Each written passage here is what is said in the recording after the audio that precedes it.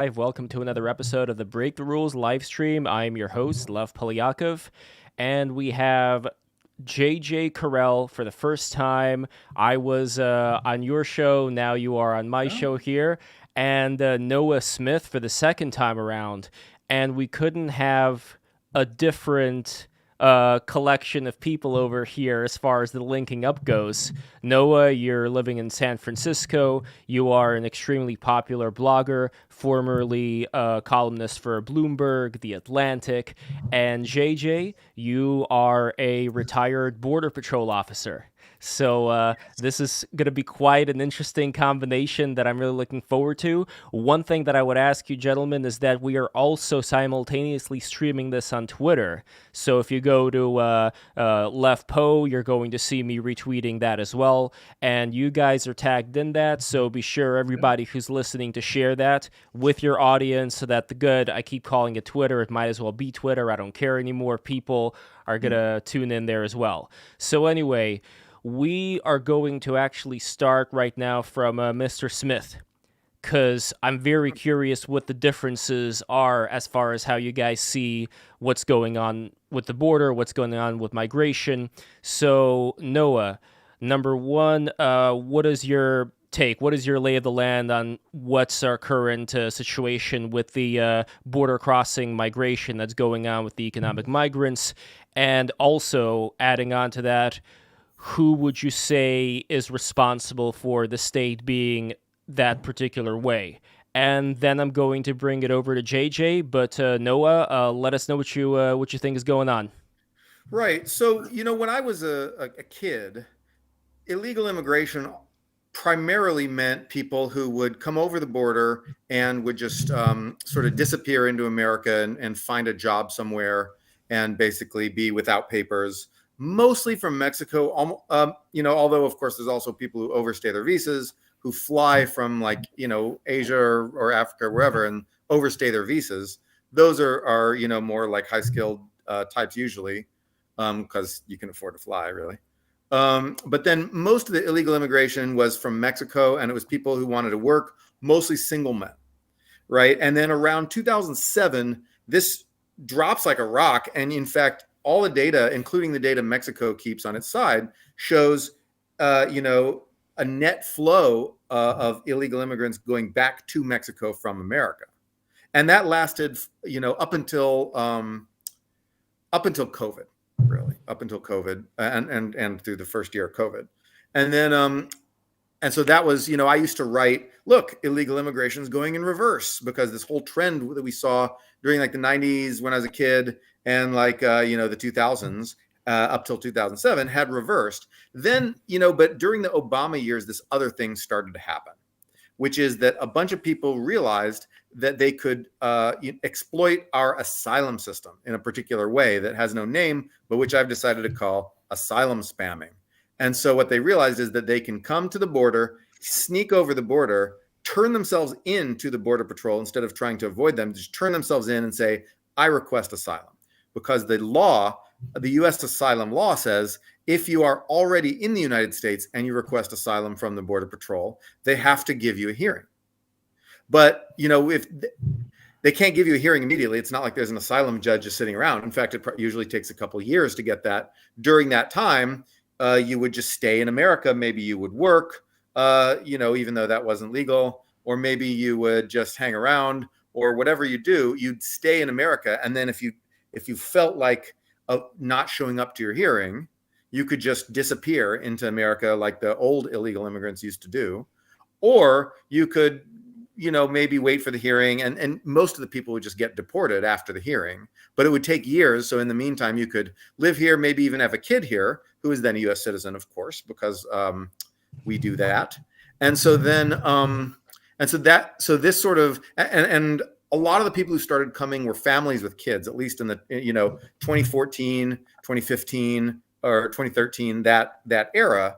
This is my understanding from just writing about it a bunch. And so people started to freak out about this. The whole caravans that everybody saw. The people coming up through Mexico, mostly from Central America, from El Salvador, Guatemala, countries like that would come up through Mexico and come to the border. A few other people, like Haitians or whatever, would sneak into Mexico and then try to sneak across the border and do this asylum thing. And I don't know why that started, because our asylum law would allow this in 1995, but nobody did it. And I think it's just somehow information got out. Somehow people realized that there was this loophole, this exploit, if you will, in our asylum law that allowed them to cross the border illegally, but after that, just turn themselves into the Border Patrol, and then you get to wait years for your hearing and maybe not even show up. And so I think that that's what caused the problem, and a lot of people were mad about this, and Trump tried to solve this with a whole bunch of things. There was the Remain in Mexico policy. There was sending people to like third countries that basically we pay poor countries to hold these people for us. There was detention things with the, quote unquote, kids in cages, which of course began under Obama. But then, Trump expanded it. And the idea was, well, we're going to hold these people until we want people to not think that waiting for your asylum hearing is like a vacation. You don't just get to disappear in America. You're basically in jail for 2 years while you wait. So better not come, because this is what's going to happen. It's not going to be fun. And I think that was the reasoning. Obama said that to a video camera at some point. And so I think Trump and Miller and his people were really thinking along the same lines of deterrence. That worked somewhat, I think, just from looking at the aggregate statistics. You saw the number of people crossing the border and turning them into the Border Patrol, turning themselves into the Border Patrol. You saw this drop in 2018, especially 2019. You saw a big drop, and then COVID basically cut it off for the first year. And then Biden gets in office, and it begins again like crazy. Biden ends a lot of the harsh detention, kids in cages, whatever stuff. Because that was a big campaign promise of his. He ends that, and people just start coming in a massive, massive flood that even dwarfs what had come under Obama and early Trump, and so that happens, and it's still people from mostly Central America. Now a few people from Mexico coming too, because COVID, and because Mexico's economy had been a bit hurt. Now it's getting better, so we'll see what happens there. But anyway, people got really mad again. And, you see all the people coming up through the border. It's like, we're being invaded. And so people got really mad, and everyone starts, during the Trump years, you saw this massive swing in sentiment in polls toward being pro-immigrant. People were saying more pro-immigrant things to pollsters during the Trump years than they ever did in the history of polls, in the history of America. Under Biden, that's completely flipped. So people are just now increasingly saying extremely, restrictionist things like we're very upset about illegal immigration. We want something to be done about the border. We support building a wall. We support Trump's policies on this. And so Biden and his team, seeing this, have sort of belatedly scrambled to get tougher on the border and are trying to re-implement some of the Trump era policies. And they're scrambling to try to figure it out to avoid a negative effect on the election and sort of a 2016 style backlash in 2024. And so I think that's my understanding of the state of what is going on right now. There's a lot to go through, and I can't wait for JJ to do so. But before that, I have one question for you, Noah. Considering the title of a certain book, Noah, would you agree with the sentiment that we are being invaded? Or disagree? Well, I mean, no, probably not, unless someone's being a lot sneakier than we think. It's possible that there's some sneaky person trying to encourage all these people to come, and that there's, the covert operations of a foreign enemy doing this. All in right, which case, yeah. I don't know how much I buy that. Maybe the who's the Russian CIA, FSB has guys down in Mexico, Guatemala, El Salvador, Mexico, encouraging all these people to come, saying, "Hey, did you know you can do this asylum trick? Here, let's help you," and giving the people some of that stuff, or maybe the Chinese services.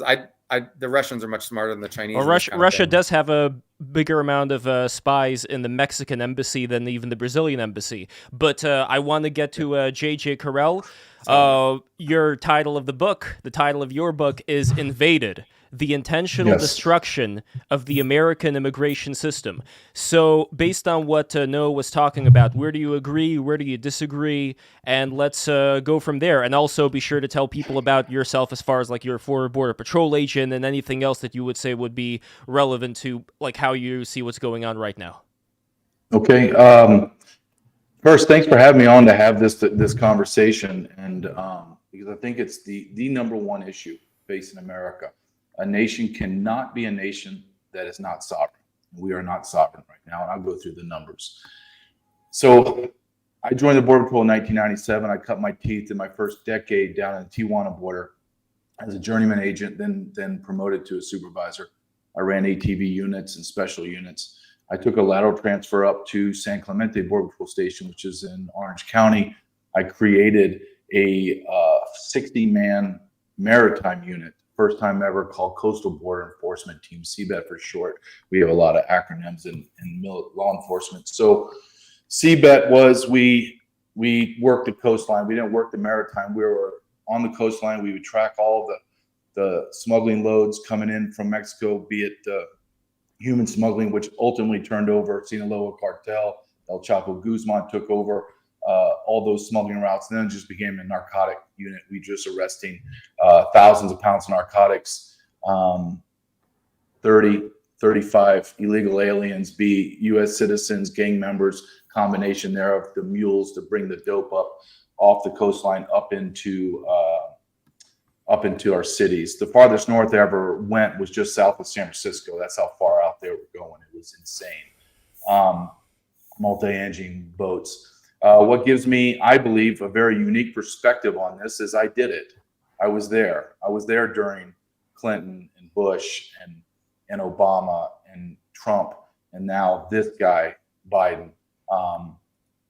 So I've been down in the weeds doing it, but I also took promotions and promoted up into the higher ranks in the Border Patrol. So I have like a 10, 20,000 foot view. I know what's actually going on up in a 30,000 foot view in DHS because I had to implement their policies and know how they did it, how they structured the procedures of following the law. So I have a very unique perspective on this. I lived it. I did it.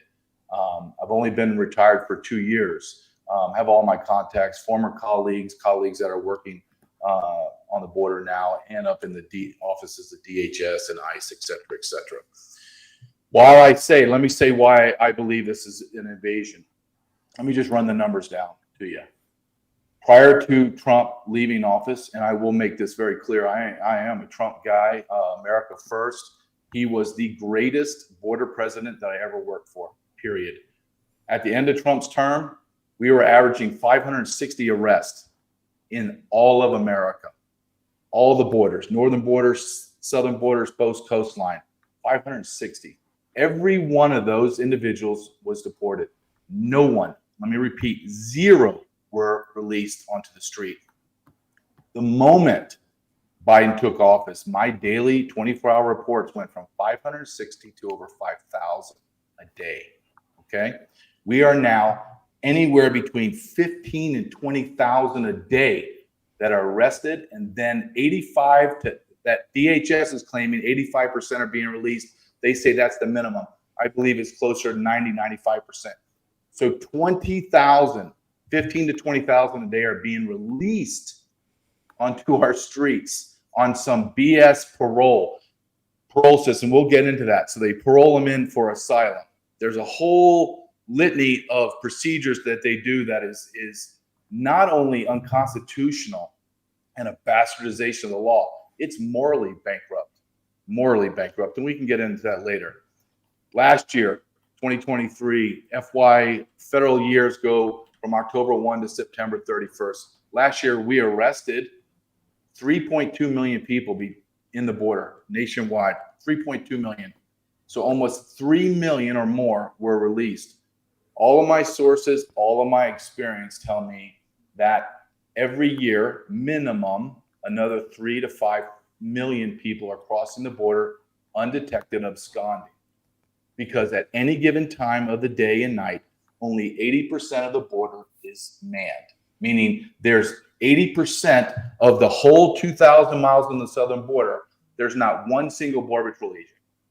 They've closed the checkpoints, and all the Border Patrol has turned into is a processing center. Asylum is skyrocketed. Noah mentioned that, and he's right. Under Biden's asylum skyrocketed. Well, why is that? It's because he invited them in on day one. He actually said, come in, we will take care of you. and they've come. You can't get asylum by jumping the border. You have to get asylum in the embassies or the ports of entry. You don't get asylum by jumping the border and giving yourself over to Border Patrol, because we would take you right down the port of entry and release you. And you go down to the port, the OFO officers, and they would write you up for asylum. 90-something% of all asylum cases discharged, cannot come in. We flipped it under Biden. Over 90% of all asylum cases that are heard, there's over 3.5 million asylee cases backlogged, and they're going up to about 200 to 300,000 more a month. Okay, this is all a joke. They destroyed the whole immigration system. There's less than 900 asylum officers in DHS. 900 are adjudicating 3.5 million backlog, with thousands and thousands a day coming in. It's a joke. They're going to go for amnesty. That's always their end goal for everything. I believe ultimately my argument today is very simple. Very simple. There is legal immigration, which I love, and Americans love that. Some of the greatest patriotic Americans living today are people that naturalized into America, legal citizens. No issue with that. We can have a discussion if we need to have more or less, keep it the same. That's fine. You do that in Congress. What we're talking about is illegal immigration. If you do not have a border and have sovereignty, you do not have a nation. Over 50 million people who live in the United States right now, residents, are not foreign born. Are not native born. They're foreign nationals. There's almost 40 million illegal aliens in America right now. And I can go through the data. It is insane what's happening to America. And ultimately, I believe this lays right at the feet. And look, I vote Republican because I have to. I can't stand the Republican Party. However, I will say this unequivocally. This is a uniparty issue. The Republicans, I don't believe, are as guilty or malicious as Democrats, but they are right. They are partners in this, and they are destroying the United States of America. You cannot look at it any other way if you just want to look at it demographically. These are numbers, and this needs to be pointed out. This no longer, and Noah alluded to this, 30% of everyone that's crossing the border are other than Mexican. We're not getting Mexican nationals. 70% are coming from 180 nations out of 195 nations on planet Earth right now. So this is not a race, ethnic, religious argument. This is a numbers. This is a demographic. And you cannot have this wave invasion of a people coming in and think that nothing is going to happen. Noah's response, but also JJ, can you please tap your mic? I want to make sure you're using the correct one. Okay, we're good. Just making sure. All right, Noah, that was quite a lot. Let me know what you want to start with here. Your thoughts? Well, I think that what JJ's saying is basically the sentiment of a lot of American people. I'd say the majority of Americans right now. People love legal immigration. They did not like Donald Trump's attack on legal immigration. They did not like, Steve Miller and these guys and Bannon characterizing legal immigrants as, some sort of fifth column in the nation. They didn't have any use for that. I disagree. Hold on a second. No, I don't mean to interrupt, but I don't ever remember them saying legal immigration. Totally. This is something that happens. They conflate this. I never heard him say any of those three people. Stephen Miller, who I think is incredibly brilliant. Bannon's incredible. You don't have to like how he says. You don't have to like Trump's tweets. But nobody complained about legal immigration. Well, we got to find the source. So, Noah, what would be the source where we would be able to read these exact quotes that you're talking about here? So start with Bannon's quote about Asian CEOs in American companies and how he doesn't think that they'll understand American values and have loyalty to America. He said that shortly before Trump was elected the first time in 2016. So let's hold on. Bannon quote. I'll Fire up the old browser. And everybody subscribe when you guys are listening right now. Be sure to click the subscribe button, click the bell. You know me. I'm looking for any opportunity to show the show once there is a moment of lull. And also patreon.com/breaktherules. And also, if you guys want to eat really good protein, landofbiltong.com, put in code word BTR, and you're going to get a percentage off. And it's really high quality South African biltong. I guarantee you guys are going to enjoy it very, very much. But anyway, as far as these things go, I'm not really sure what the exact quote about Asians was there. But JJ, if that were the case with Bannon, would that change anything as far as the bigger picture for you or not? No, I'm not here to argue about Bannon or any. You know what? We can take Trump completely. I just use his statistics. Let's just take Trump completely out of it. Does bringing in since Joe Biden took office, he is now claimed, this is DHS numbers, and I don't agree with DHS numbers. I think they're all lies. But let's just use their data. They claim, and they show statistically, 11 million people they've arrested. From 11 million, he's released between 9 and 10 million of them. JJ, I have a question. Yeah. Of those 11 million arrests, how many people are people who are just getting dumped and coming back and getting arrested a second time, same person? None. Really? So wait. If I'm from like El Salvador, I come through Mexico, I sneak across the border, I get arrested, you dump me back at the port, you get released, and I never come back. Where do I go? No. So I'm a guy from El Salvador. I jump the border, I come up to the Border Patrol, they arrest me, and I'm released. Yeah. I'm released into. When I say released, I'm released Mexico. into Say America. I'm released into Mexico. No. You can't get deported. You said during Trump you'd release them at a port. No, and they'd go. No. When we under Trump, I said no one was released. Everyone was deported, voluntarily returned. But if I'm from El Salvador, I can't deport you to Mexico. I can fly you back to El Salvador. So if what I'm telling you, what? Don't they try again? Yeah. These guys. Yeah. So I'm they saying got to go all the way some back. of these.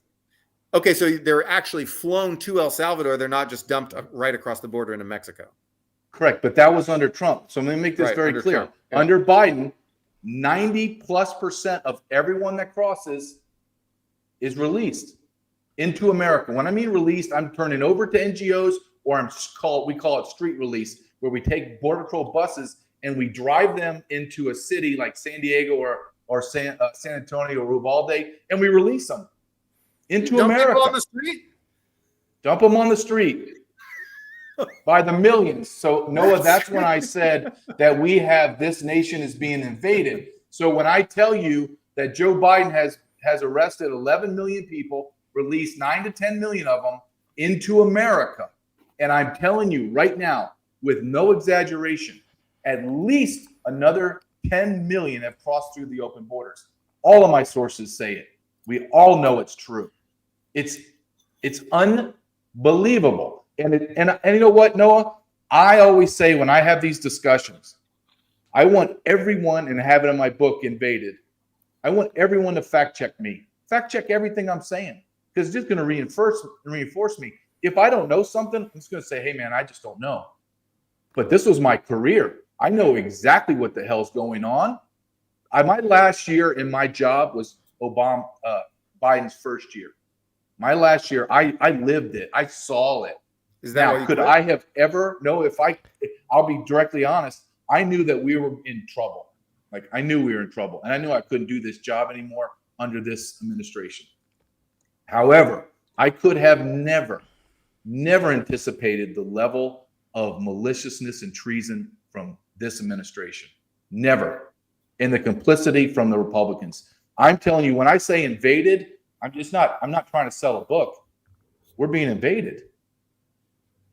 If I was Japan and 10 million people ran across in the ocean and came across on their land, on their shores, would they not call that an invasion? Yes. The people that are happening in Great Britain with the boat migrants from Africa. This is everything that we're experiencing now is already experienced in Europe, but we doing it on an enormous grand scale. And as we speak right now, yeah. Oh no, go ahead. I'm sorry. No, I'm just saying, as you and I we've been on for 25 minutes. Just by data, at least 800 to 1,000 people have already crossed the border, been arrested, been adjudicated, and released. Since we've been talking, I'm not talking about the people that absconded and got away, or the narcotics, the fentanyl, tons and tons of heroin and cocaine, all that. I'm not even talking about all the children that are being sexually trafficked and all the sexual abuses. I'm just saying right now, as you and I have been discussing this topic, at least 800 people have crossed the border and been arrested, and 800 people have been released into America. That's insane. So Noah, what separates you from also saying that this is an invasion? What are some of the things that are standing in your way right now? Well, when people invade you, you typically don't put them in a bus and drop them off on the street. If if I was being, if France were being invaded, maybe you think France is being invaded, by soldiers from Germany or something, it would say, "Hey guys, here's a bus. Here, we're dropping you off on the streets of Paris. Have fun." So, I mean, whoever's working in the Border Patrol now, I know you retired. Whoever is working in the Border Patrol now doesn't see it as an invasion, or else is pretty calm and chill. Absolutely. No. They're being directed, Noah. Noah, you're nuancing. Look, you can call it whatever you want. Nuancing. Saying. There's 10 million people in America. Are you going to say that's okay? What do you want to call it? Let's call it whatever. Not invasion. 10 million people walked into America. Explain to me, Noah, how that's going to benefit America. I'm waiting. Well, no, I don't think he's saying it wouldn't. It would benefit America. Then what would you call it then? Is that going to be happy times? I mean, I would. What is it then if it's not invasion? No, but I think it's an important thing that right now we're kind of getting to, because when you pointed out, Noah, this example of the French and the Germans, what I think JJ is getting at is that where we currently are, why I decided to go down the road of invasion, would be the equivalent of having Frenchmen who are secretly working for the German army that are letting all the Germans in. That, at least from what I'm getting from JJ, your impression of the people who are in charge right now almost seems like they're treasonous, like they're intentionally allowing all of this to happen. Is that the case, JJ? I don't want to mince, I don't want to put words in your mouth. You're 100% right. No, in order to understand what's happening, Border Patrol has been in existence almost 100 years. We have our anniversary this year. For 97 years, we never did this. Nothing, never. Not one aspect of what we're doing under Biden was ever been done, ever. I can go through the little nuances of policy and law and how they're doing it. Fine, but they're doing it. It's all unconstitutional, all illegal. How the mechanisms they're using, and to say that the Border Patrol, look, you got guys in the Border Patrol that are counting the days until they can leave. Let me give you a great example. Height of the Border Patrol, Donald Trump, 21,000 Border Patrol agents. We are now down to 15,000. We're going to drop under 14,000, and they can't recruit a damn soul to join the Border Patrol. They've upped their signing bonus to $35,000, and nobody wants to take this job. And all the Border Patrol agents are counting the days till they can retire, hit their 20 years. So when you start talking about, when you start looking at the numbers, and I this has to be laid out, right? Let me just give you some data. Chinese nationals, over 140,000, been arrested or released. Russian nationals, our adversary, 135,000, been arrested or released. Hundreds of thousands of special interest aliens from nations that harbor terrorism and are terrorist nations have been arrested and released. Do you know how many special interest aliens that I arrested in my 24-year career, where I had thousands of arrests being directly and indirectly? I arrested less than 5. Do you know how many of those 5 have ever been released? None. If I released one special interest alien, I would be terminated. Wait, JJ, for the people living under a rock, what is a special interest alien? Special interest alien is an individual that is traveled from or through a terrorist nation and has some connection to terrorism. And when we would get a special interest alien, say from Yemen, I would determine the gentleman or individual is from Yemen. I would turn them over to the Joint Terrorism Task Force, JTTF, which is run by the FBI and Border Patrol and a bunch of other. They come in and they would interview them. If they found they were a terrorist by their alert, they'd be gone. I don't know what they would do with them, but they wouldn't release them. If they turned him back to me and said, JJ, he is from Yemen. Yes, he's Mohammed, such and such, but I can't make that connection that he is the guy I'm looking for. I would then turn him over to ICE. ICE would fly him back to Yemen and deport him. Never in 24 years, in 97 years of the Border Patrol history, would I release that individual. Never. And I'm telling you today that hundreds of thousands of special interest aliens have been arrested by the Border Patrol and released onto the streets of America. Thus, we have thousands of terrorists in our nation right now. When you want to talk about Chinese nationals, it's already been determined that Chinese CCP and the PLA have sent their soldiers in. You can look at the videos and the pictures. You can literally point the soldiers out that are coming in. Guys, do you mind if I I don't want to stop, but can I go grab a package? I'll be like 1 minute. Grab that package, Noah. I'll be right back. You guys continue. I'll be right back. And while you're grabbing that package, I just want to say to all the people who are watching this right now, once again, you know me, full shill mode. Be sure to like, smash that subscribe button, keep subscribing, and also go to patreon.com/breaktherules to become a patron. There is going to be finally in New York City, Break the Rules. I'm going to be going live with people on JJ whenever you're in New York. I would love for you to come down into the city to have like a one-on-one conversation in person. And there's going to be the first one happening with Gnostic Informant and Jason Researcher Johnny. And that is going to be about Plato versus Nietzsche. That is happening on the 1st of February. So guys, be sure to go to patreon.com/breaktherules right now. Become a patron and you're going to get exclusive behind the scenes streaming of this going down later on. We're going to edit it, make it into a nice video, but you guys are going to get to be there in the background, ask some questions afterwards. So once again, patreon.com/breaktherules. We bring all the people together from all these different circles. I mean, what could be different than Noah Smith from San Francisco and J.J. Carrell from Kansas? You know, this is what it's all about. It's very important that we get these people together. So anyway, let's continue on with this. Noah, when it comes to all the things that JJ was talking about, is this new information for you as far as these terroristic countries and so on and so forth and the sheer amount? No, it's not new information. I've heard similar things from a bunch of people. You know, in fairness, I think that these numbers are probably likely to be on the high side by quite a bit, but the numbers on the low side are pretty high themselves. So I'm not going to, say, what's your source for that? And, argue about that, because that's not something you can really do. My source is cbp.gov. Okay. But that's my source, cbp.gov. That's not something you can really do in a Twitch stream. And it's kind of beside the point too. I mean, if you told people like 3.5 million people are being released in America versus 2.5 million, who cares? How many of the viewers will care about that difference in that number? It's a big number.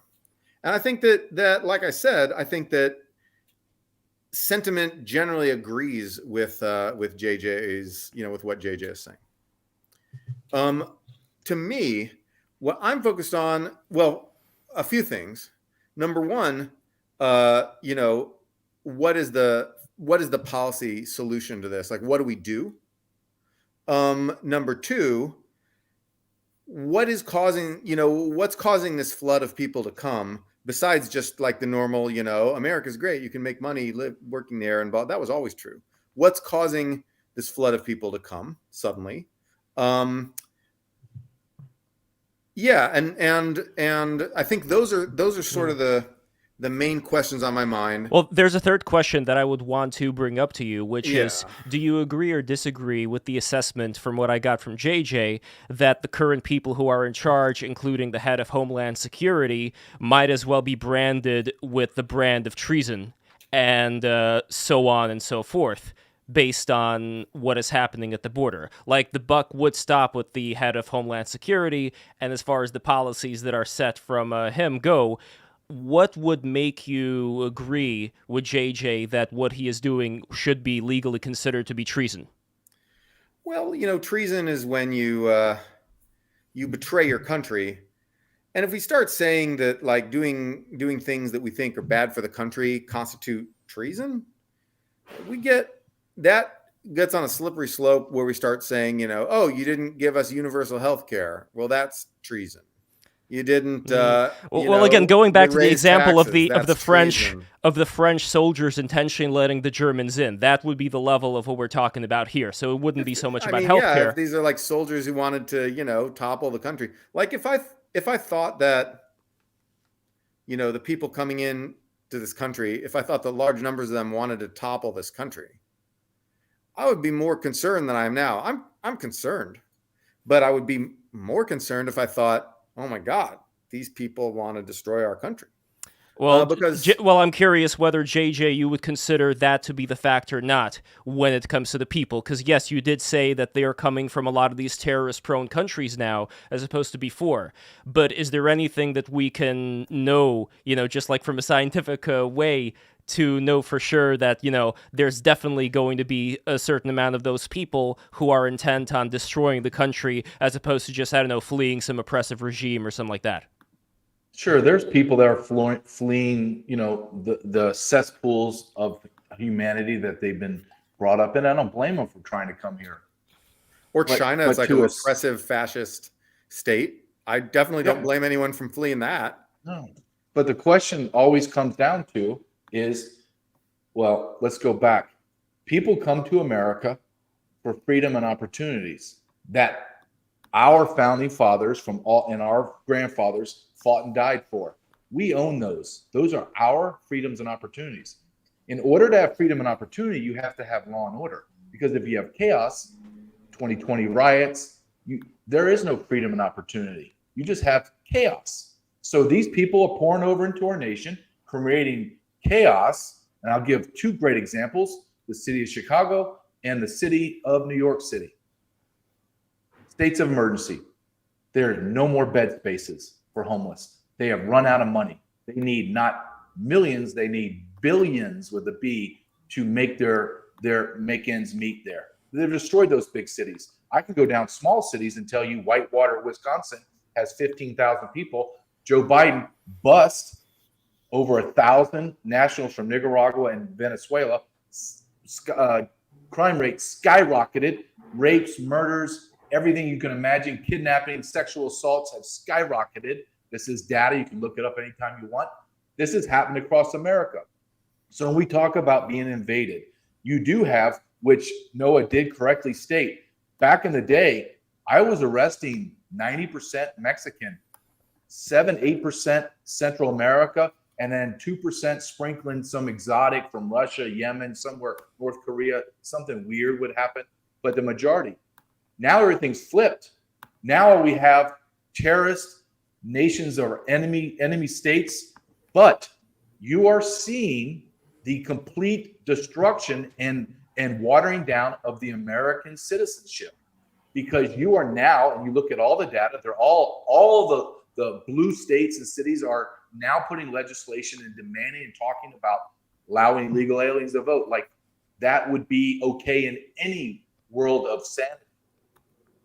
So when you look at what is transpiring today on the border and is not being stopped, it's mind-blowing. And you asked, Noah, you said one of your questions, the first one, how do we stop it? I don't have to come up with theoretical. For 20-something years of my career, I was on the worst team, pick the NFL, worst team in the NFL history. We lost all the time until President Trump came, and he did several things that were very, very important. He went down to the Northern Triangle, Guatemala, El Salvador, and Honduras, and Mexico, and said, stand up your Border Patrol, because they do have Border Patrol, and or your military to stop these caravans and stop your people from coming. And know what they did? They laughed at him.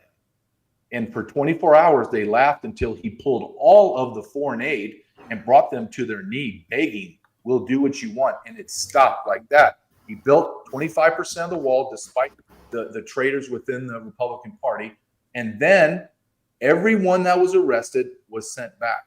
There was a law enforcement action against a law enforcement criminal action. That's how law enforcement works. Now you don't. Now you just release people into America. Doesn't even matter. No, it doesn't even matter if you have felonious records, you've been deported multiple times, you come from a special interest alien, you have sex crimes. It doesn't matter. Everyone gets released. Everybody. So 9.5 out of 10 released into America. So JJ, By the millions. I'm gonna be harping a lot on the treason thing just because I always remember watching CNN shows where some important subject comes in and then they say, okay, let's move on to the next one. I'm not like that. I am going to dig deep as much as I can on this because I think this is a very important point for the future of the country. I'm not going to shy away. So in my book, in my chapter, Mayorkas, I call them in black and white, my last sins. I dedicate a whole chapter to Mayorkas, and I said, Mayorkas is a traitor. I tweet it. I put it on my writings, and I will not back down. That's the head of DHS, by the way, Department of Homeland Security. Alejandro Mayorkas. Yeah. Naturalized citizen from the communist nation of Cuba. He cut his teeth. He is an incredibly brilliant man, very smart and determined. He comes off as very small and weak and meek, like a little mouse, but he's not.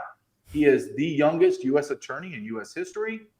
He came from incredible academic achievement. And then in 2008, Obama tapped him to be the department chair or the director of USCIS, which is an incredibly powerful organization within DHS. He did that until Obama's second term, and he became the second in charge of DHS. And now he's number one. And when you go all the way back to 2008, he is the inventor, creator, and implementator, facilitator of every policy in the United States Border Patrol and DHS. He created DACA out of thin air, just created and implemented it. He created catch and release. He created prosecutorial discretion. He created on and on and on and on. And everything he does is intentional and strategic. And I will not back away from being called a traitor because I know what treason is and I know what the penalty is. So I don't say it flippantly or like some CNN talking head of you don't get health care or you don't like welfare, you're a traitor. No, I'm talking specifically about injuring the United States of America, destroying its sovereignty and putting Americans in peril. That's treason. And that is a proper label for that guy. So Noah, if we were on trial right now, we have such a thing as reasonable doubt. If we're talking beyond a reasonable doubt as far as the actions of somebody in that position who has that amount of education, that amount of responsibility, and knows what would happen if, for example, the Border Patrol was doing, as JJ is talking about now, letting everybody go. At what point would that become something that would be considered to be a treasonous action? Like, what would be required for that to be confirmed? I don't care. JJ, I have a question. Wait, why don't you care? That's an extremely important part of this whole thing. Because we already we spent all this time discussing whether the word invasion makes sense. No, I disagree because treason comes with particular punishments, and I think that as people who talk about these things, it's extremely important for us to have an idea of what the legal system is and how the legal system should be implemented, or else we're kind of like letting the foxes have their way with the henhouse, right? Like we have to be responsible citizens of the U.S. and say, is something like this warranting something extremely, something very extreme? I think it's very important.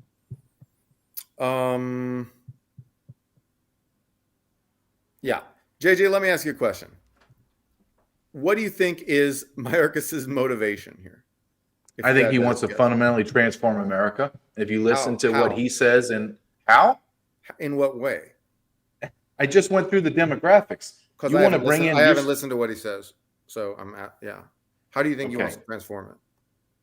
You want to fundamentally transform America or any nation, you do it through immigration, illegal immigration. You flood the nation. He cannot, and the Biden administration and the people that want to reset the nation, which is their words, not mine. I know the left likes to say that we're conspiracy theorists, but I'm just quoting what they've said. They're often conspiracy theorists themselves. I don't believe in conspiracy theories much anymore because they're all coming to be true. But that aside, I believe that he wants to fundamentally transform America. That's their words. How do you do that? In what way? I know. I want to fundamentally transform in America too into a place where like you can take a train somewhere. But that's not treason. How do they want to? Do you think they want? No, that's you know what? No, that's insulting to me to to make some kind of comparison to, you want to take a train to a guy that's letting in 10, 11 million legal aliens, and you're I'm just making a joke. I'm just making no. I know, but it's not. I'm making it's a joke. not I'm saying, how do you think they want to what do you think their America looks like? Their America looks like a nation of peasants, and a nation where they can control. Can they control 80 something million of guys like me that voted for Trump, that believe in the Second Amendment, believe that my rights are God-given? Can they control me? Nope. They know I'm going to go to war. They know if they push me and tens of millions of people like me, that we'll go to war and we'll replace the government, or we'll try to. But can you imagine, at the end of Biden's term, he will have allowed in anywhere from 25 to 27 million illegal aliens, and it's going to go on for forever. How easy is it to control people that depend on every facet of your life to survive is the government? It's easy. You do what I say, or you don't get your bread and water. Yes, sir. Yes, sir. Well, men like me won't do that. We will not bend the knee. So they don't want men like me. They want peasants from Mexico, Ecuador, Yemen. They want people that can't read or write. All of these people, 50% of all immigrants, illegal immigrants, are illiterate in their own language. They have no skills at all. How are they going to function in our society? They're not. They're going to need the government 24/7. And you're seeing in Chicago and New York. And now they're all the data points. You and I can have a nuanced argument about what America should look like, and we can go down the road of who's bad and who's not. All I'm saying is, you can't have a nation with open borders. And then the ultimate question that needs to be asked, and I've only heard this one time on TV, one time, is ask Mayorkas, who refused to answer it under congressional oath, sir, what is the number of illegal aliens coming in that you're going to shut the border? Is it 20 million? No, we've already hit that. Is it 30 million? Or are you trying to replace 330 million Americans? What is it? There's at least 2 billion people living in immense poverty that would love to come to America. And they're coming by the millions. So Mr. Mayorkas, what is it? What is that number that's going to trigger you to shut the border? And when you have to shut the border, what are you going to do? What does that look like? Oh, you know what it looks like? It looks like what racist people like myself would do. Build a wall, make people accountable south of the border, remove everyone, because everyone that's in our countries legally is destroying the American dream, or the chase of it, or opportunity of it, for legal immigrants. We're doing all of them a disservice. We're destroying America. And that's how you fundamentally transform America into a cesspool nation where you have complete and utter control, is you replace the population with servants. Yeah, no, I don't buy this. What's the part that you disagree with? What I disagree with is the idea that a bunch of people who started out as illegal border crossing people peppered with terrorists and criminals would be an easy population to control. Because that would be a really hard population to control. Those people aren't like happy peasants who will just like work in the fields and do their jobs and obey their government overlords. Those are people who are just chaotic. If they're people who break the law to come here and habitually break laws and blah, blah, blah, bringing fentanyl and terrorism and all this stuff, those are not the kind of people that I would import if I were the kind of person who wanted an easy to control populace. If I wanted an easy control populace, I would, I don't know. Maybe I'd move to North Korea. I can give you a quick example. Orderly people. It doesn't. This motive doesn't make sense. I can give you a quick example from my people. I can give you a quick example from my people, the Russians. The Russians. How easy to control are they? Well, they're very easy to control, and I'll tell you why. You just send them off to war. Yeah, exactly. Well, here's the thing. Here's the thing. For a long time, the Russian people have unfortunately been enslaved by the Mongols. And most of the Russian people afterwards, they were serfs to the nobility. And as a result, they got this attitude that, it's okay that there's like crime and all of these rapes and all these horrible things that are going on in their society today. Very few of them do stand up, and those who are standing up get crushed by Putin's government right now. The reason why I'm mentioning it is because the problem that I think JJ is talking about here is that it's not like every second person is going to be a cartel member. There are going to be people who have been dependent on the system within their third world countries, where they have strongmen, where they have cartel members, where they have all these mafiosos that run their lives. And these are going to be the people that back then were just like standing put, making sure not to speak out against the injustices while all those injustices were committed within their countries. And that is more of the system that I think JJ is alluding to here. The only reason why I would agree with him here is just because of the history of Russia and what happened there and that kind of mentality, which I think may be similar to what's going on. I know, JJ, would you agree, disagree with that assessment? I do, but ultimately I want to continually circle back to the simple question. How is it, we can debate who's here, what they're going to do. Are they going to be subservience or not? We can go down that road. I just want to circle back. Is this attainable? Can we continue on this path of just allowing whoever the hell wants to come into America, come in? It's illegal. It's called illegal immigration for a reason. So my ultimate question always comes back to, we don't have to like Trump. We don't have to like me. We don't have to like anybody. Can we agree that the border needs to be secure and it needs to be orderly?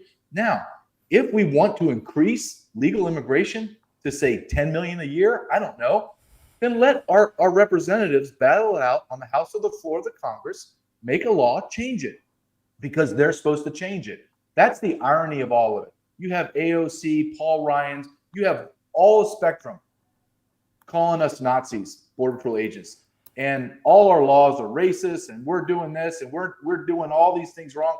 Well, you morons, we're enforcing your laws that you forced me in order to have a gun on my hip and a badge on my chest. I had to swear an oath to enforce those laws. So my retort back is, why don't you change the laws?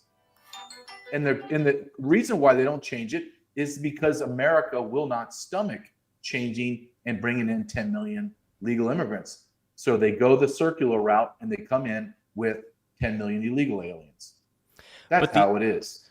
But the other question here is, would America be able to stomach, or at least the people who are in charge of certain facets of American society today, be able to stomach turning that ship around? Because the one thing that concerns me the most about this is that you have, like yourself, JJ, talking about all these changes that need to be made, but would you think that we may be too weak to implement a lot of those changes? Like Noah, what JJ talked about right now, is this something that could be implemented? Do you disagree with anything here? Do you think anything that JJ talked about right now is too much, is too extreme? Oh, I don't know. I mean, if we have the thing during the Trump years in 2017, especially, I had people all over the place, all these liberal people that I know, absolutely certain that the next weekend you were going to see, ICE sweep through American cities, go door to door looking for illegal immigrants. I said, I will bet you thousands of dollars that this will not happen. No one took me up on the bet, which is sad. So I don't get to give thousands of dollars to a rabbit rescue. But it was overblown. If actually doing that were necessary to clean this up, the people of America will revolt. You saw in the polls during the years of Trump, you saw pro-immigration sentiment go up, and restrictionist sentiment saying, immigration's a problem, blah, blah, go down. You saw a majority of Republicans on Fox News polls saying they wanted a path to citizenship for people who came here illegally as kids. I had never, ever seen such pro-immigration sentiment in America as I did during the Trump years. It was amazing. It was like this giant backlash against what people perceived to be the anti-immigrant nature of the Trump administration. Whether or not you think they were right about that, they perceived it, and this giant backlash, right? And the Trump's absolute nadir of support, the lowest point of support came when during the whole kids in cages thing, where all the reporters in America, CNBC and whoever, CNN, they all went down to the border and they looked at these kids in the detention centers, and AOC went down there and cried at the fence, and all that stuff. And all that happened. And I was like, well, guys, Obama did it too. He's only doing a little bit more. No one cared. The point is, people got really, really upset. I've never seen like such a pro-immigration, but honestly, pro-illegal immigration backlash in America as I saw during those years. And now I'm seeing the exact opposite. I'm seeing people turn strongly restrictionist. But I think if we get in an administration that is tougher than Trump, that's, all the tough stuff about Trump times 20 or whatever, times 4, I don't know, whatever number. If we got that in, maybe we could, get all these people who've come in the last few years, maybe we could get them out, find them, get them out. But I think that the backlash in terms of what would be required to do that, in terms of going through communities, checking everyone's data, when they look for jobs or buy a house or anything, like just constant data check and, sweeps and all the stuff. Like, I think a lot of this would cause a backlash in the other direction. And then 4 years from now, I'd be sitting on a stream with, pro-immigration activist who'd be, feeding me some very startling, horrifying numbers about how people were being mistreated. And they'd say, Noah Smith, don't you condemn racism? Don't you condemn fascism? Et cetera, with very strong language. And Lev would say, well, Noah, do you think it's right to call this racism? Do you think it's right to call this fascism? And here I'd be.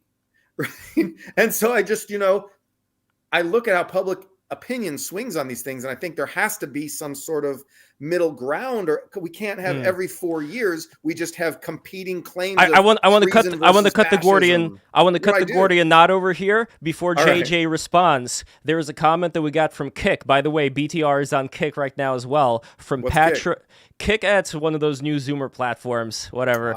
Pat S. Fierson writes, and this, I think, gets to the heart of the matter: Americans are too complacent to revolt, LMAO. And there were other comments like that, too. The point is that I think what you are getting at is that ultimately, when it comes to doing things that will be seen in terms of the optics as being cruel and unfair and so on and so forth, Americans are way too comfortable in terms of their material wealth, at least at this point, in terms of creature comforts, to really do anything about the problem.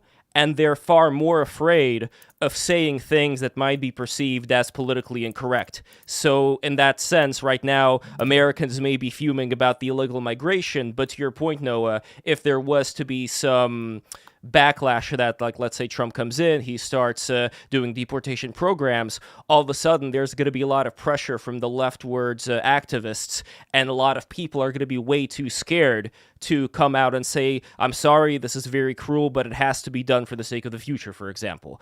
That's one thing that could possibly happen here. JJ, do you agree that this may be something that we're going to be seeing? Like, if there is going to be a flip backwards, too many Americans are too comfortable with their jobs, with their, friends in the Christmas parties who are more liberal than they are, that they're just going to shut up, not say anything, and just go along with whoever is the strongest Antifa activist on the matter. What do you think? Well, I think all you have to do is look at Chicago and New York. They're chasing their aldermen and city councilmen around, literally chasing them around. We see videos on TV demanding that they stop all of this. These are far left cities with leftist people that voted in all of these Democrats that wanted sanctuary city. Now they want no sanctuary city. They want them all out of their communities. and they want the funds directed to them. And back to the point of, well, sentiment's going to be X, Y, or Z. I really don't give a crap what people's sentiment are. The laws are the laws. If you don't want to change, if you want to change the law, change the law. It's simple as that. I'm not arguing about what you think is fair and that's not how America works. America is a republic. The United States of America is a republic style government. We send representatives, they create laws, law enforcement enforces those laws, and that's what keeps America safe and humming along beautifully. Now that has all been torn down. We have Black Lives Matter, police are crap, ICE needs to be defunded, Border Patrol are Nazis, and now we have chaos. Absolute, utter chaos. All the border towns are destitute, destroyed. All of it going up. Look what's happening in Phoenix and Austin and El Paso, DC, New York. I can go on and on and on. They're all states of emergency. You have Maine. Maine just built a brand new apartment complex for 60 illegal aliens that are going to live there for 2 years, and it's going to cost Maine $3.2 million. Are you telling me there's not some U.S. citizens in Maine that could use part of that $3.2 million? So ultimately, my question always comes back around. You have tens of millions of people in the United States of America. Right now, as you and I speak, there are over 5 million, probably 6 million now, individuals that have already gone through the whole court system, all of their appeals, everything, and ordered deported, and they ignore the deportation. We don't have law and order. We have chaos. Could you imagine if I was in, I don't know, Iraq. They're devastated from us blowing everything up. And I overstay my visa, and they come to me and say, JJ, you need to deport yourself like right now. Go to the airport. And I go, go F off. I'm not doing shit. In fact, I want you to give me more welfare. I want free housing, education, medicine. I want everything. Oh, guess what? My wife or whoever this woman is just had 3 of my kids. You're going to take care of them too. They would laugh at me. They probably put a bullet in my head, or they would escort me right onto the plane to fly back to America. But what do we do in America? Well, that's sad. We can't do that to those people. We need to house them. Okay, well, we don't have any more space for housing. Well, we'll take veterans and people that fought for our nation and just destitute Americans, and we'll dump them on the street to take care of foreign nationals. This is insanity. It's morally bankrupt. Our nation is in moral rot anyway. But we have got to get back to what's our law and order. And if you don't like the law, then change it. But don't say that it makes you feel bad. I don't really care. This is the law. Maybe I want that new Corvette. I'm going to go steal it. Well, no, JJ, you can't go steal it. It's against the law, dude. And then you're going to go to jail. Okay, I won't do it. I'll work harder and get more money. But this idea that this is all going to just go away, because my ultimate question I like to ask is, we have 40 million illegal aliens in our nation right now, and increasing 10,000, 20,000 a day, 30,000 a day. What is your Lev and Noah? What is your response to? We have to remove them, and if you think they should stay, well, what does that look like? Is that amnesty? What's the answer? I know what my answer is. What is yours? Is it give them amnesty, or we do remove them from our nation because they're illegally here? Well, so during 2007 to 2019, illegal immigration was in reverse. It wasn't, a lot of people went back. Millions went back, and Mexico statistics showed that too. These were not. I disagree. No, I have to stop you there. I lived it. I looked at the data. I lived this. Noah, I lived it. We went from 6 million people are in America to 11 million. It took us a decade to get there, and we all knew it was a lie. New data from MIT and Yale comes out. It's not even disputed. In 2019. That's the data I'm using, man. I'm using the MIT Yale data. I know that paper. That's what I'm talking about. Yeah. So, it showed a decrease. It didn't show it going into reverse. It does. No. MIT Yale data shows a decrease. I swear to God. There's no way the number decreased from the time I got into Border Patrol in 2097. It decreased and then accelerated in 2019. No way. That's factually untrue. It's untrue. I lived it. I saw the data. Yale. I've seen multiple sources of data. I've seen the Yale MIT paper you're talking about, I've seen, census data, surveys, whatever. I've seen Mexico's data. And it all shows that from 2007 to 2019, there was a net flow of illegal immigrants out of America. Some came in, but more went out. People went back. Okay. And they I didn't disagree, go back but by go walking ahead. up. They didn't go back by walking up to the Border Patrol and saying, "Hi, Border Patrol, please take me back." They went back by just driving a truck. And no one saw them go back. They just saw them show up, and then they didn't. And then, they weren't there at their house when people came to take a survey. And so Yale MIT found a larger number of people in the country. They found about 20 million illegal immigrants instead of 11 million. So they found much higher numbers, but they found the same amount of change. Actually, they found a somewhat larger exodus net, right? Of course, it's not entirely from people leaving. Some people died, but mostly it's people leaving. And whatever we were doing over those years to decrease the number of illegal immigrants in the country, we could do that again. We can go back to that without sending people door to door to knock door to door and do sweeps. We can just go back to those years, and even during the years of the caravans under Obama and then the first 2 years of Trump, even during the years of caravans, we still had this net outflow despite those.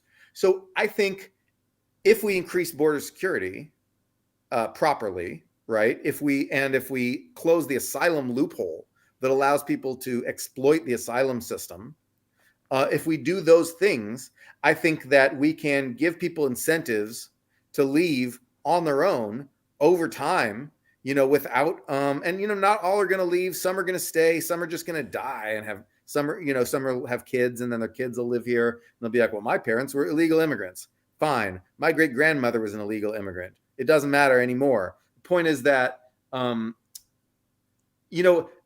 the people in the Texas border county, I'm from Texas, and all the people from the Texas border counties, they all speak Spanish, and they all vote for Trump, right? They all vote for Trump, and a lot of these people coming in, their grandkids are going to vote for Republicans. And so it's not going to be this political takeover. The Democrats will be in power forever that people think on both sides. People on both sides think that's going to happen. We had this success over those years. Every data source I've seen says it. I just believe it. If you come here and say, no, I worked for the Border Patrol, it wasn't happening, that all these data were false, blah, blah, blah. People were coming in on net. I'm sorry, okay, fine. Then you're beyond anything that I know or anything that I can speak to. Okay. So let's go down that road. Number one, first off, I don't agree with that data. I think it's completely 180. I disagree completely. I see a complete trend from when I came to the Border Patrol in 1997, from 5 or 6 million skyrocketing up. I don't believe there was a lull. I didn't see it. I witnessed it nonstop. But let's say you're 100% right. There's no way in hell that I want to wait 20, 30, 40 years for these people to get the hell out of my country. Nope. No, not. I won't. That's no. I want a border president to come and build a goddamn wall from one side to the other. I want the military down there. I don't want a single person crossing our border on our coastlines on the southern border. And I want to turn into Operation Wetback. Horrible name, right? It's their name. And Eisenhower, it's an actual official name of operation under Eisenhower. And they all self-deport. And everyone laughed when you say self-deport. Well, you can't get a job. You can't live here. You can't get medical care unless it's emergency. You're a criminal. You can't get a job. You will get the hell out of my country. You will, because you can't live. And the idea that America, can send spaceships to Mars and take pictures and send them back and have astronauts live in space stations, but I can't get peasants out of my nation, or I can't stop a 3-year-old Guatemalan from crossing my border, I won't buy it. I don't. I believe it's all political bullshit, that they want to dominate our nation and allow a bunch of servants to take us over, and we become irrelevant, because guess what? If I got 10, 20, 30 more million people and they all vote, for Democrats, which they all do, then we lose. And now I gotta, why? Why do I have a young son? Why do I have to leave my country in a way it doesn't look now? I think that's impossible. I don't think it's right. Here's an idea. As I write in my book, if this was natural demographic shift, whites are not having as many babies, which we're not. Blacks, Hispanics are having more, Asians are having less, and the demographics change. Who cares? We're Americans. I don't give a rip. We're Americans. But when you artificially change my demographics in my nation by bringing in not thousands, but tens of millions of people that are not U.S. citizens from across the globe, I say no. And I say, hell no, and I'm going to fight like I did, and I'm doing now. Just because I don't have my gun and my badge on and my uniform, I'm going to fight a different way. I'm going to fight intellectually and have arguments and then push politicians or do what I got to do or get the word out. But this is insanity that I have to wait for lawbreakers to leave my country? No. And if I have to wait, then I will no longer live in the United States of America. You can call it whatever you want, but it's not the United States of America. The United States of America is founded on law and order. We don't have law and order anymore. So Noah, in terms of just pure policy, would there be anything that you would disagree with and would not implement from what JJ talked about as far as building the wall and so on and so forth? Well, I don't know how much a literal wall helps. I mean, I feel like we already built the wall with the Secure Fencing Act of 2006. No, we didn't. No, I lived it. I was there, Noah. There's no wall. The only reason that the wall works, okay, a simple question, Noah. Why don't people just live in tunnel a under house the wall? or apartment? What? Why don't people just dig a tunnel under the wall? Or put a ladder Noah, up do you over have a the front wall? door? I'm not being facetious. At some point. If I came to your house and I pulled your front door off the hinges, yeah, and then I ripped your back door off, is that acceptable? No, because people are what going does to that walk have to do in with my question? Your question, okay, I'll answer your question directly. And I'll give Why do you you a perfect tunnel under the example. wall? How do you stop the tunneling under the wall? You have tunnel task force. It takes Tunnel task enormous amounts of money to go to do that. Then the cartels are doing it. They don't do it anymore because they can just drive their 18-wheelers right up the border. And ladder. and How no do you, one stops okay? them. And how do you stop the ladder? Let me tell you. If you ever been down the border where I worked, where the first wall was built in San Diego, I worked in Imperial Beach Station. If you go down the southwesternmost point of the United States, right on California, Mexico, I worked there. We were averaging hundreds and hundreds, if not thousands of people crossing the border every 24 hours. It was bedlam. It was insanity. Rapes, everything that's going on now. Rapes, murders, every atrocity you can imagine. We built a wall, a primary wall, a secondary wall that's 30 feet high, gates, roads, ground sensors, lights, cameras, and guess what? I couldn't get a swinging dick to cross that border when I worked there. We were averaging about 5 people a day. A day, a 24-hour period. JJ, if you were on the other side and somebody would tell you, you know what, JJ, how about you try to use a ladder? Noah was there with you, with his rabbits. And Noah would tell you, hey, JJ, why don't you just use a ladder? Try that. What would happen to you if you tried to cross that border that you just talked about with a ladder? Number one, you're gonna climb a rickety rebar ladder. You're gonna fall and break your legs, which I've seen it. People die. And by the time you get down that 30-foot ladder, I'm going to be standing, and me, the Border Patrol agent, is going to be standing there because my camera said, hey, JJ, you got 10 yahoos on some stupid ladder. And I would be like, yep, roll paramedics. I got 2 people with broken back. I got 1 guy dead, and the other 7 are hanging up there. So we'll wait for them to come down. You're not crossing.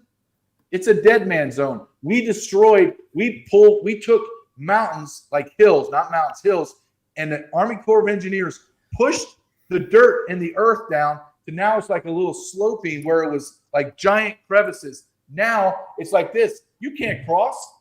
You cross, you get stuck between the fences. I come and arrest you. I find out where you're at and I deport you. And now I got command and control of the United States border. Thus we have sovereignty. And now all of the legal immigrants that are coming across will get the proper wage. They won't be abused as illegal immigrants. They won't be sold into sexual slavery. Young children will not be sexually destroyed in the hundreds of thousands. We haven't even talked about this. Look, we're at an hour and 15 minutes. We haven't discussed, and it's not anyone's fault. I'm just saying this is how enormous this problem is. Yeah. We haven't talked about the largest child sex trafficking in the history of mankind. We have not talked about the tons of narcotics pouring across our border. We just touched on terrorism, touched on soldiers from other nations. Listen, man, this is not even disputed.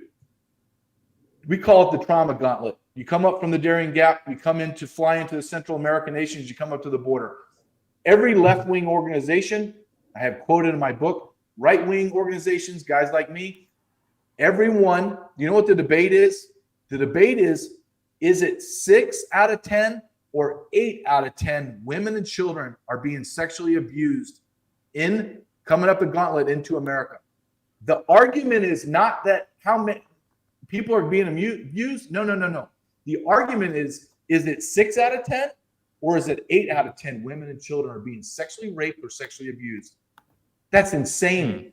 But when I say we're in moral rot as a leader in our nation, we own that. Americans own that devastation because we allow that to come up to our border. Look, man, you have over 500,000 unaccompanied alien children called UACs, from babies out of the womb to 17-year-old kids are crossing the border by themselves, called unaccompanied alien children. You know that they're all just released because of the Flores. We can't hold them more than 72 hours, and they're released, and we release them to people we don't know. And HHS, Javier Becerra, that buffoon, that guy from California, he's already got in front of Congress and says, well, you're right. I don't know where the hell they are, and that's not my job. So we have the largest child sex trafficking in modern history, and no one says a goddamn thing about it. And it pisses me off because nothing makes me more irate than kids being destroyed. But Noah and Lev, we don't do anything. We don't change anything. Since Biden's taken office, we have not done one law enforcement activity to stop it. Not one. Not one. I lived it. I was there. I talked to my guys. Doing nothing. Well, and do you know how many children come across our border every month that are unaccompanied? 10 to 11,000 a month, guys. 10 to 11,000 a month. On top of that, over the 500,000 that we've already lost. They have no idea where they are. Where do we send those kids? If that doesn't make you sick and have some border security, just on a humanitarian effort. Where do you send those kids? It's a process. So Border Patrol can only hold them for a couple, like two days, 3 days tops. I know. Where should we send those kids? Well, they should not be in our custody. They're not. Where do we send them? Well, if we had a border, they wouldn't cross. Yeah. But no, if we had. I mean, I guess what JJ is talking about is a question. Well, it's a question of incentive. It's a question of incentives that goes, I think, all the way back to the host country. Lev, let's say they bump up on the wall. Okay, that's a fair question. I'm not opposed to, even though Mexico is a rotten to the core nation, I'm not opposed to helping humanitarian, but not on our side. We have kids in CPS that can't even get clothes. They don't even have families, and we're shitting all over our own kids, and we're taking care of foreign kids. What about our own kids? I mean, that's an honest question. What about our own kids? Wait, let me make this clear. So those kids pop up at the wall, okay, and then you try to find them adoptive parents in Mexico? No, we're talking about now. What we do now? No. I'm talking about what we should do. What we should do is you J.J. build a Carrell wall. land. President J.J. Carrell's America. Oh, that would be a great America. I have to tell you right now. What are we doing with President Carrell? Yeah. Well, why is it inconceivable to have a wall that stops all this? I mean, you have it. Suppose it does. You have a wall in Gaza. Well, why don't we have? And let's say we stopped it. Why should we bring over kids into America? They're not our kids. To allow them to be sexually assaulted? We don't have the Well, apparatus. the concerning thing here is that I think that kids tend to be used kind of like a shield in terms of the argument of saying, well, what about the poor kids? What's going to happen to them? And I think that that goes in the face of what is the bigger argument here, which is the argument of incentives, where if that wall was there, maybe there wouldn't be the incentive originally for those kids to traverse the border, nor would there be the incentive for the drug cartels to, sneak, those drugs through the kids and so on and so forth, which has also been done. And they also give these kids, from what JJ told me, they drug them up like a 3-year-old. They just put them on the shoulder of like some guy, and he crosses the border with that kid, and then they bring that kid up to somebody else. So the point is that what I'm really concerned about here is that if, for example, Noah, you would talk about what do we do with these kids as far as policies that end up involving America, there's always then going to be an incentive for those kids to go through the border until there is a barrier. And after there is a barrier, well, then that is that. Then we have a barrier and they're not going to go through. Right? Lev, do you really think, yeah, in like an idealized econ model where everyone's rational in response to incentives, in the real world, people are often dumb and irrational and will just not respond. Some people will respond to incentives. Incentives don't work 0, but they don't work 100%. And some people are going to show up. And I want to know what that policy is going to be. Kids show up at the border. Suppose, like we have all the incentives where it's not going to like help them. They're not going to, No, we did this before. What do we do with the kids? What do we do? Well, Okay, I know that during Trump time, we were like, okay, we're going to hold them in expanded detention. Where did that get us? Where did it get us? What do we get from that? Well, what do you mean? What do we get from it? They're not our problem. When we have them in our custody, we bring them back to their homeland, wherever that is, and that country is responsible for their children. Just like if we had 500,000 American children in Central America that were being raped and brutalized, do we not have responsibility that those are our kids? I mean, it comes back to, look, do we have a nation of law and order and a sovereign nation with borders, or we don't? And then we can get into the nuances of, well, how do we get rid of them? Well, there's a multitude of ways. How do we stop them? Well, you build a wall, you have no man land, and when they do cross, we arrest them, and then they're deported. As simple as that. Look, this isn't, you and us three are not trying to cure cancer. We're not trying to cure paralysis. We're trying to stop third world countries, nationals from coming into our nation. And you do that by building a wall. Just like you did in Imperial Beach in San Diego sector. It went from tens of thousands of people, or 20,000, 40,000 a year, to 100. And every one of those 100 were arrested and deported. It's not rocket science. It's because our nation, our leaders, don't want to do it. And you have to ask yourself, why? And that's the question I'll throw back at you. They're allowing this to happen. They're doing nothing law enforcement. Why, Noah? Why do you think that our government allowed, per their own data, 11 million? They claim 2 to 3 million getaways. So let's say 14 million. Their data, not mine, theirs. Why would our government allow 14 million people to cross our borders and just go into America? Why? Well, because I think they fear the consequences of what they'd have to do to stop that. No. This was already stopped under Trump. It was already done. We're down to 500 people. Why would they encourage? This is Biden. Only down to 500 under COVID. That was COVID. No, that's a lie. No, it's 2020. No. I watched the numbers. I watched the numbers myself every single day. It was my job. My job was to take all the aggregate data from the nation, look at it, and break it down to my station and how we can work better as a unit within the whole Border Patrol. I watched it. Yeah, COVID was a part, but also only about 2019, not 2020. Before COVID. At the end of Trump's term, we were averaging 500 to 600 people. And Trump's term was during COVID. What about 2019? I have to go back and look at those numbers, but they were not. I want to see those numbers. Okay, if those numbers we could realistically get down to, I think. Okay, those numbers, I think the total arrests, I don't have the data on me. Let's say it was around 400,000 arrests. I think it was about 400. So that's about 35,000 a month. So let's say 1,000 a month. That sounds about day right. we're That crossing. sounds right. Okay, 1,000 a day. There's 2,000 miles of the southern border. We're not even talking about the northern border, 5,400 miles. 2,000, 1,000 a day. It's nothing. It's nothing. It's like, it's okay. It's like it's sprinkling outside. We arrest everybody and they're deported. All good. There's a difference from, okay, let's go back to Obama, Jay Johnson, who I will give credit that at least he's a stand-up guy. He said, and he's repeatedly said it, at over 1,000 arrests a day would destroy the immigration system. 1,000 a day would destroy the immigration system. Over 1,000. We're at 20,000 a day now. What do you think the immigration system looks like? There is no immigration system. It's complete devastated. And that's what they want. And that's their playbook. You destroy the immigration system. You come out and say that what Secretary Mayorkas has said ad nauseum, the immigration system is broken. We have to clean it out and start over. So we have to give everybody amnesty, and then we'll clean it up and everything will be fine. Yeah, go pound sand, you jackass. No, we're not going to do amnesty. No.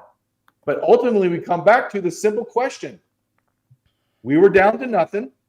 Now we're at 20,000 a day, 3.2 million last year, projected at 4 million this year, and not one law enforcement strategy has been done.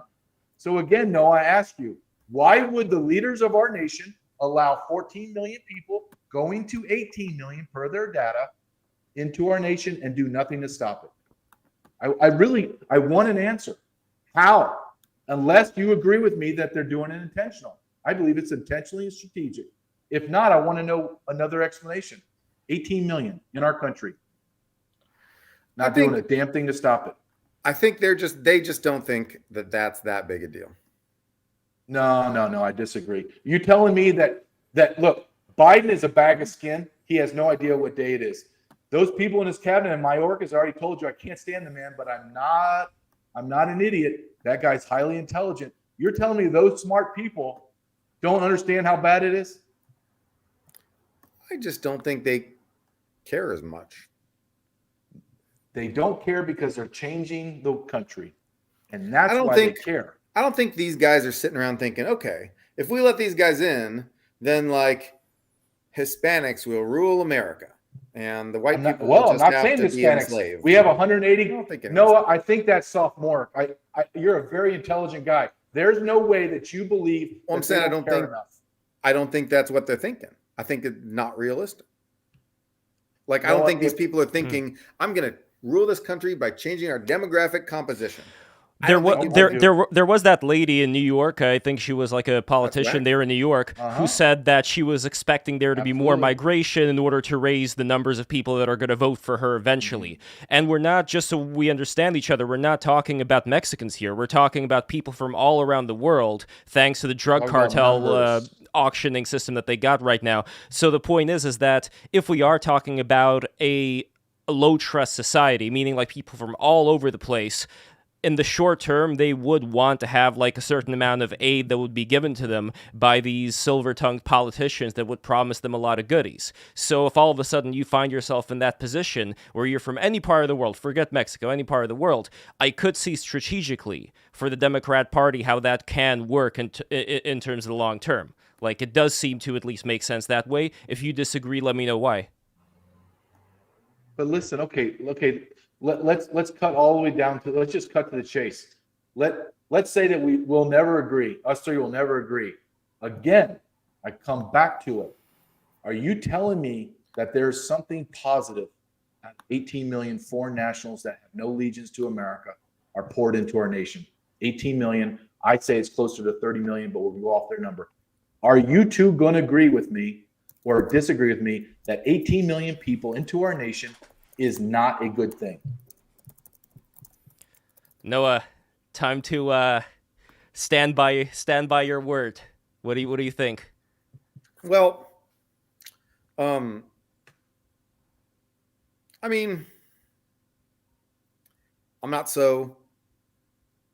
that upset about it, but I recognize that the American people are upset about it.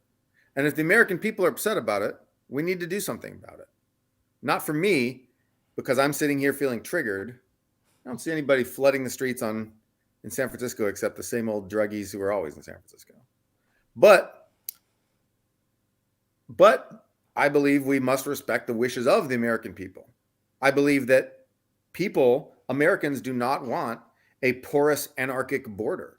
I believe Americans do not want foreigners flooding their streets in New York City or Los Angeles or wherever they're protesting. But you're an American too, though, Noah. I am an American. You're part of this country. So I think we have to. Ultimately, look, here's what I want. Yeah. I am a fan of immigration in general to America. I think our country is built on immigrants, including illegal immigrants. There's plenty of illegal immigrants in the past. We're built on immigration, but it's not sustainable if we allow border chaos to continue. Then there will be a giant sustained backlash against immigration in this country, not just illegal immigration, but all immigration. And people will say we have to stop all of this, and the Stephen Millers of the world will rule this country, and then that will suck, and I will be sad so we've got to stop border chaos so that Stephen Miller types don't become emperor of America. We've got to honor the wishes of the American people to have and I agree with JJ that if you don't control your borders, that is a loss of sovereignty. If you do not control your immigration, if you do not control who's in the nation, then in some sense, you're not a nation. I think that's right. And I think American people agree with that. So JJ, I just want to say, and I've got to go, by the way, but I just want to say that although we disagree about a lot of specific things, I want you to know that I hear you. And I might think that the numbers are different on this, or I might disagree about this or that enforcement method. And we undoubtedly disagree about Trump, but I hear what you're saying and I want to do something about it. One last question, Noah. Do you think that when it comes to the kind of industry that you're in right now, like how you've been brought up, and you could say like first Texas and San Francisco, that the general culture is one that would refrain instinctually from ever taking a position that can be seen as being very dangerous, even if it may be the right one? I'll give you one final example. If we knew 100%, let's say we had President Johnson, Jameson, whatever, and we have undisputed proof that President Johnson Jameson has made a deal with Emperor Xi Jinping to take over our country. Absolute proof. If we knew that, would we then be able to try them for, what is that word? My favorite word, treason. Would you then, okay, so then you would be for treason. So then the only question is, again, how much would it take with all the things that we've talked about today in terms of like a discovery process in a court of law to then say certain things that are going on right now would qualify as that big T word? Like, what exactly are the missing things here? Because JJ said a lot of things. I have to look through all of them myself in order to see which ones work, which ones don't. But for you personally, Noah, what would you take? What would it take for you to be able to say, yes, 100%, person A must be tried for treason, and I am going to stand by my word as a red-blooded American and say that when I have enough evidence for it? Like, what would it take? We have got to have evidence of motivation. The FBI or somebody, NSA, can find, if they can find evidence that Mayorkas is, nobody just thinks this in their head. If he wants to destroy America, he's going to talk about it to somebody on some channel that he thinks is secret. We intercept that. If you think he's treasonous, spy on him, find out if he's saying we're going to take America down. America is this, evil capitalist settler colonial bullshit, blah, blah, blah, blah, blah, that needs to just fucking die and be replaced with something else. The revolution is coming, all that, whatever, right? Whatever would clearly look like treason. You find that, and it's not going to be actually hard to find. It's not like he's like executing crazy OPSEC. He's like, this guy's not a Russian agent. I hope, I don't think so. But like, we can find nothing in terms of actions, though. If somebody quacks like a duck and walks like a duck, may not send secret messages talking about how he's actually a duck, would that lax enforcement of the law is not evidence of treason to me. And I'm not a legal expert. You go ask a person who's actually even done a Wikipedia search on what the legal criteria of treason is, because I don't even know. I am just saying, as one bum on the street who you decided to ask idea of treason. I'm saying if you're just decide like I'm going to sit in my patrol car and eat some donuts instead of going catching some criminals because I don't give a shit, and put your legs up on the dashboard, you're not treasonous. You're just bad at your job. And that's it's criminal neglect, and that person would go to jail. Okay. Criminal neglect. That guy would I go to guarantee jail. you there's cops all over America sitting there, deciding, today I feel like eating some donuts. Yeah, but that's like everyday That's cop always been Johnny. true. That's everyday I cop know, Johnny. it is, We're it talking is, right. about the head guy enforcing a policy where basically he's saying, like, don't If do a anything law about enforcement this. officer, if a law enforcement officer knows that there is danger and he does not respond, and you can see it and see where he's located and his decision to not go, he's absolutely criminally can be held liable. Absolutely. So when you take a guy like Mayorkas that has done everything, zero to stop the border and everything to facilitate it, we haven't even gotten into a FOIA request that showed that he's brought in 221,000 illegal aliens from across the nation, flew them in, and never reported it, never put it in the data. I have data that shows Swift Air Airlines is flying 7,200 flights last year alone, bringing in 1 million illegal aliens. I can prove that man is a traitor. Now, will anyone in law enforcement do it? No. FBI, we're gonna sit there with Christopher Wray or NSA or the CIA. Look, I work for the government. I'm a law enforcement guy. I love my nation. Can't stand my government, and I do not trust them, not one single bit. And I'm not afraid to say it. And I would also argue there are tens of millions of people like me that do not trust our government, not one single bit. Republicans and Democrats alike. Noah, before your final response, King of Biltong, $40 US. Good evening from Anton's in Roanoke, Texas. Look us up for your high-protein beef snacks. We send Biltong air-dried beef countrywide, and we'll drop it in your door free when using code BTR. That's right, guys. You are going to get free shipping if you go to landofbiltong.com. I have the link in the description. Noah, JJ, have you guys ever tried Biltong? No, I haven't, but I will try it for you.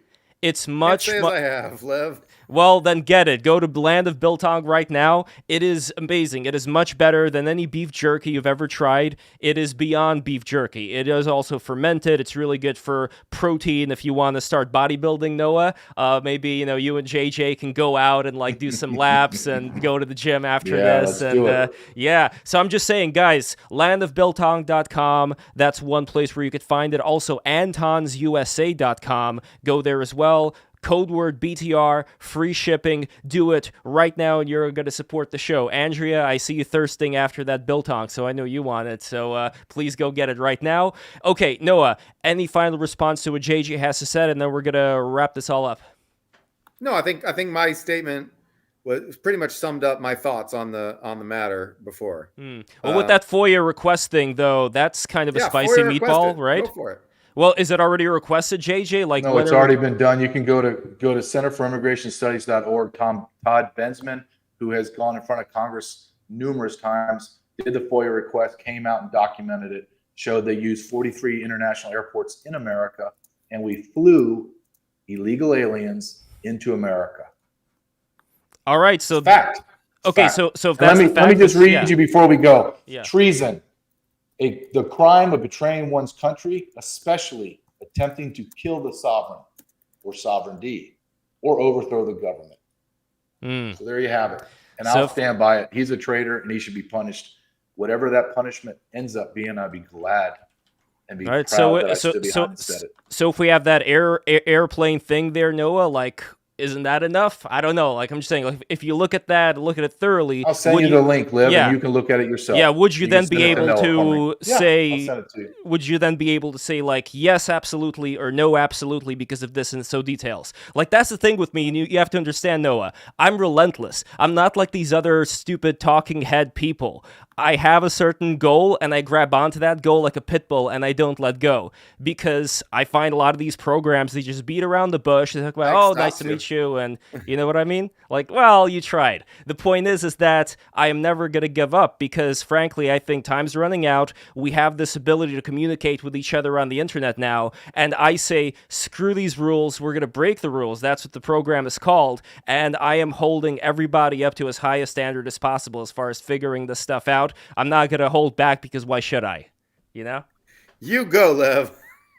Hell yeah. And that's what you guys should Get them. subscribe. Well, you're going to get them too. You're going to read this airplane thing. I'm not going to forget about this. Neither are the people that were watching this. You're going to read that airplane thing. I will and read then, the airplane thing. And then we're going to get to the bottom of this. It's over. All right. We're already living in the times when, this whole, oh, I'm going to read it. It's not going to cut it anymore. That's it. It's over. Right, JJ? We're at the next level now. And the next level can be supported by going to patreon.com/breaktherules. Become a patron today. You too, Noah. Become my patron. Send me money. You're not going to regret it, because I'm going to have these live New York City events. I'm going to invite all these people there to my apartment in Hell's Kitchen. We're going to have a lot of fun. We're going to drink. We're going to smoke.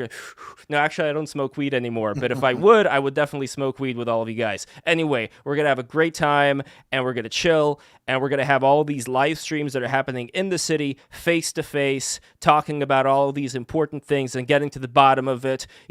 Screw all the connections that may look just like, oh, why are you researching this? Oh, you're not supposed to think that. Forget it. I'm tired of it. No more. Right, JJ? That's it. Right, Noah? We're done. We're finished. Thank you guys so much for watching. I really appreciate it. Nice to meet you, Noah. Good to meet you, JJ. Oh, and contact info stuff you have going on. Shill time. What do you guys got? You can just go to jjcarrell.com. You can get my book there, Invaded. You can see where I'm at on Substack and my podcast, Unrestricted Invasion. And Noah, where can we find you? It's right there on the screen. NoOpinion.blog. NoOpinion.blog. Everybody subscribe to Noah. Subscribe to JJ. Subscribe to me. LevsLens.com. That is my Substack. At LevPo on Twitter. Thank you guys so much. Subscribe right now. Click the